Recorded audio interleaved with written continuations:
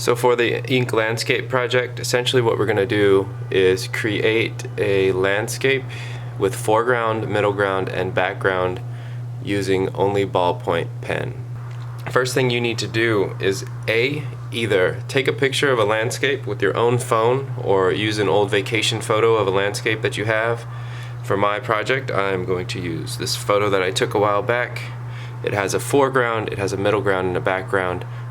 If you don't want to use a photo of your own, or you can't get out to take a photo, you can use reference images from Google Image, but you need to use multiple different sources, okay? Look at many different sources of inspiration for your landscape.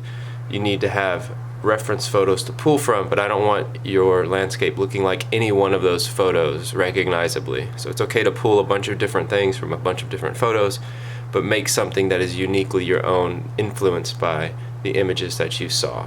You also need to add an unusual item into your landscape. It can be a person, place, or thing.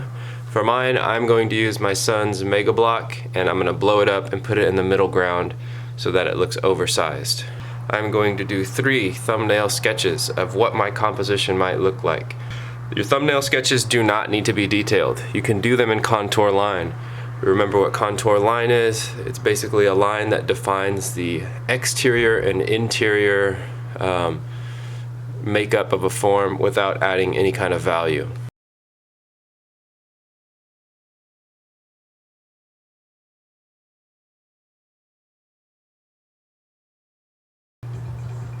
I'm starting from the foreground. I'm going to work my way towards the background, and I'm going to place that object in there so that I know where I want it to be and how big I want it to be and what that object looks like.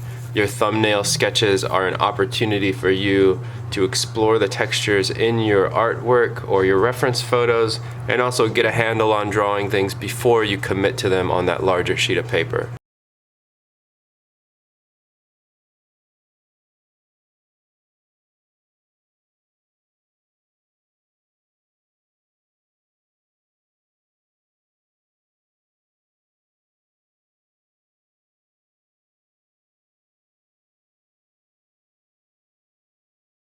What I'm doing now is adding very basic values into my composition.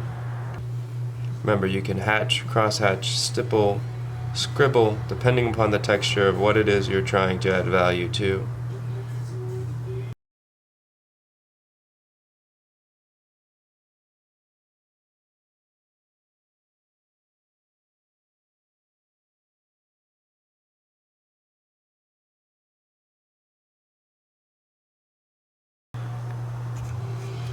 Same image. I also have my reference here physically, so let's do it.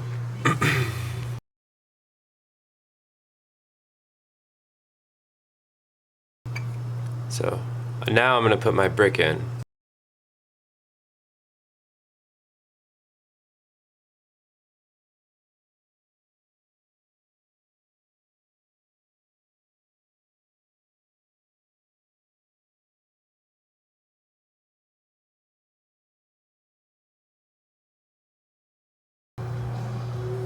I'm working a little bit faster on this one, but I already did that first drawing, so I have an idea of where things are. And this one, I'm kind of blocking things in at the start, and then I'm going to add that value in afterwards and try to be a little more specific with my texture and how I apply that texture.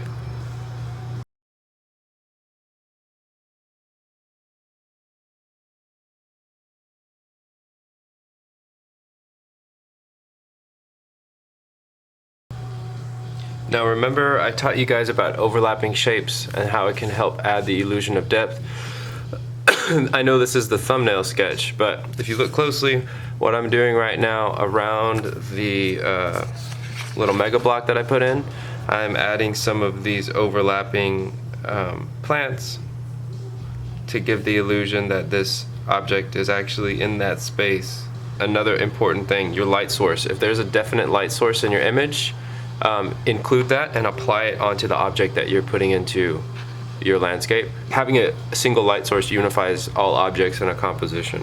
So it was probably around noontime. I'll try to add shadows as close as I can to the object without having them come off too far.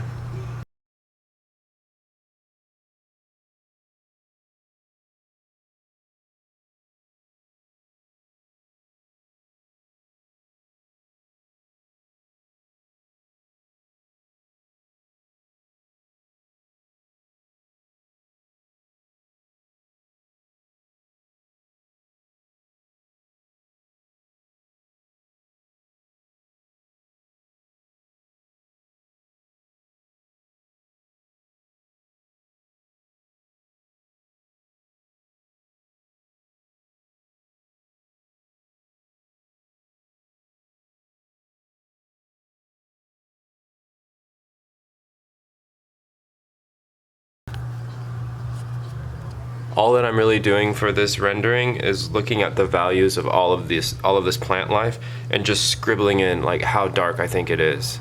That's the easiest way to approach doing this if you have like a lot of plant life or trees in yours. I'm just doing random lines until I get them to the relative darkness of what I'm looking at.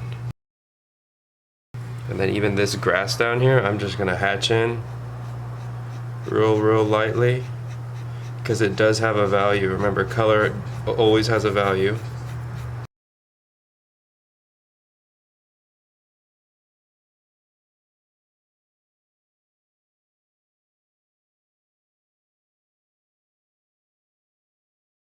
Now the third one, I'm gonna try to make a little bit more rendered and a little bit better looking.